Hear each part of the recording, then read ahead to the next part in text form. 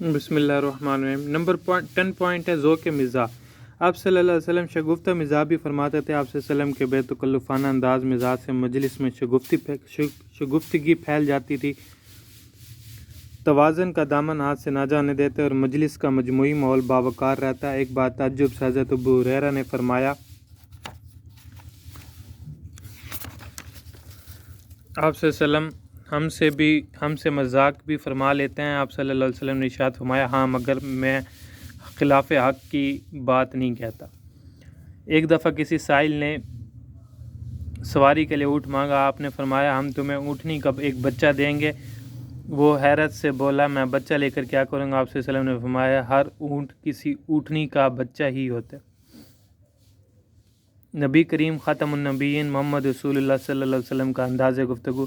رسول اکرم خاتم النبیین محمد رسول اللہ صلی اللہ علیہ وسلم کی زندگی سے ہمیں انداز گفتگو کے بارے میں بہترین رہنمائی ملتی ہے۔ حضرت عائشہ فرماتی ہیں کہ رسول اکرم خاتم النبیین محمد رسول اللہ صلی اللہ علیہ وسلم عام لوگوں کی طرح بغیر توقف کے مسلسل گفتگو نہیں فرماتے تھے، بلکہ یوں ٹھہر ٹھہر کر گفتگو کرتے کہ پاس بیٹھا شخص اس کو یاد کر لیتا۔ آپ صلی اللہ علیہ وسلم کوئی اہم بات کرتے تو اس کو دہرا دیتے۔ آپ صلی اللہ علیہ وسلم کسی کی بات نہیں کاٹتے تھے۔ آپ صلی اللہ علیہ وسلم ہر ایک گفتگو توجہ کے ساتھ سنتے تھے۔ جب کسی سے مخاطب ہوتے تو صرف چہرے کی بجائے پورا جسم اس کی طرف موڑتے، یعنی پوری توجہ دیتے۔ آگے بڑھ کر سلام میں پہل کرتے۔ گفتگو میں کبھی بھی سخت اور نامناسب الفاظ استعمال نہ کرتے۔ آواز نہ اتنی بلند رکھتے کہ نامناسب لگے، نہ اتنی آہستہ کہ مخاطب سن نہ سکے۔ چہرے پہ ہمیشہ مسکراہٹ رہتی۔ گفتگو کے دوران مجلس میں کبھی کہکا لگا کر نہ ہنستے۔ آپ صلی اللہ علیہ وسلم کی دل نشین گفتگو سن کر کوئی بھی متاثر ہوئے بغیر نہ رہتا۔ گفتگو کے دوران کسی بات پر زور دینے کے لیے ٹیک سے اٹھ کر سیدھے ہو بیٹھتے اور خاص جملوں کو بار بار دہراتے۔ حاضرین کو کسی بات سے ڈراتے تو تکلم کے ساتھ زمین پر ہاتھ مارتے۔ بات کی وضاحت کے لیے ہاتھوں اور انگلیوں کے اشارات سے مدد لیتے۔ مثلا دو چیزوں کا اکٹھا ہونا واضح کرنے کے لیے شہادت کی انگلی اور بیچ کی انگلی کو ملا کر دکھاتے۔ کسی شے یا سمت میں اشارہ کرنا ہوتا تو پورا ہاتھ حرکت میں لاتے۔ 12 رسول اکرم خاتم النبیین محمد رسول اللہ صلی اللہ علیہ وسلم کی نشست و برخاست۔ آپ صلی اللہ علیہ وسلم گھر سے نکلتے اور داخل ہوتے وقت سلام کرتے، احباب سے معانقہ اور مصافحہ کرتے۔ مصافحہ سے ہاتھ اس وقت تک جدا نہ کرتے جب تک دوسرا ہاتھ الگ نہ کرتا۔ مجلس میں جاتے تو اس بات کو ناپسند کرتے کہ صحابہ تعظیم کے لیے کھڑے ہوں۔ جہاں جگہ ملتی بیٹھ جاتے۔ لوگوں کے کندھوں پر سے پھلانگنا پسند نہ کرتے۔ صحابہ کے آگے بڑھ کر نہ بیٹھتے۔ کوئی ملنے آتا تو اس کے اعزاز میں چادر بچھا دیتے۔